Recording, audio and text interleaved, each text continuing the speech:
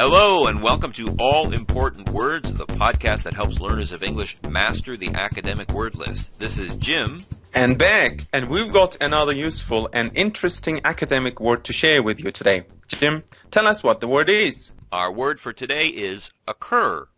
Occur. That's O-C-C-U-R. Occur is a verb in the academic word list.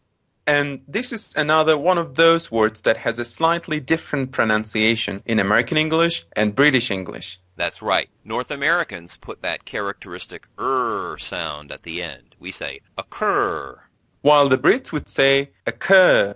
Ah, your accent is awesome, Beck. Thank you, kind sir. However you say it, dear listeners, be sure to put the stress on the second syllable, not the first. That's important because sometimes students say ochre. Maybe because of the spelling. I think they see that letter O at the beginning and they want to pronounce an O sound instead of the correct sound, which is a de-stressed It's occur, not ochre.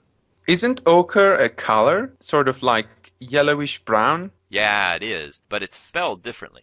Anyway, the word we're talking about today is occur, and why don't you tell us what it means, Beck? Okay, the first meaning of occur that we want you to remember is to exist or to be found somewhere. To exist or to be found somewhere. That's kind of abstract. Do you have an example? Sure, here's one. The citrus longhorn beetle occurs primarily in China, Japan, and Korea, but is also found in parts of Southeast Asia. It occurs primarily in China, Japan, and Korea. That means this insect is normally found in those countries. Yes, and our listeners can probably guess that in this meaning, some common collocations are going to be prepositions of place or time. Something can occur in many places or occur among certain types of people. We often say that something occurs at or during certain times, or it occurs before or after some event. And here's another example demonstrating this. Hodgkin's disease is a form of cancer that typically occurs among adolescents and young adults.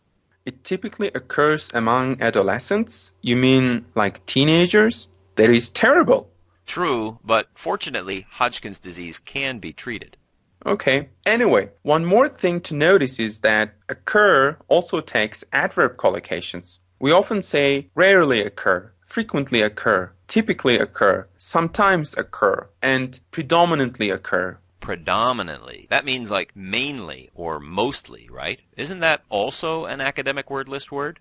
Yes, it is, and it's quite formal, and so it occurs predominantly in academic speech and writing.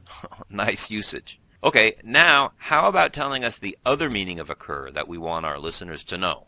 Well, to put it simply, if something occurs, it happens, especially unexpectedly. As in our final example. Automobile accidents tend to occur at dusk due to lower visibility and increased traffic. Is dusk like the period at the end of the day just before it gets dark? Exactly. I guess more people are on the road at dusk because they're coming home from work, and maybe they haven't turned their headlights on yet, which makes it harder to see.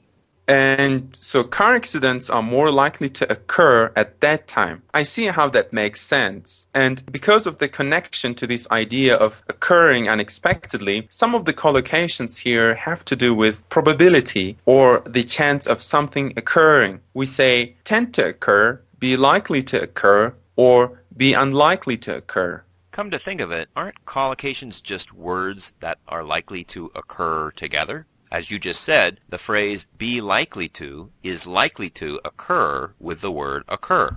That is confusing. Yes, it is. And it's probably a good place to stop.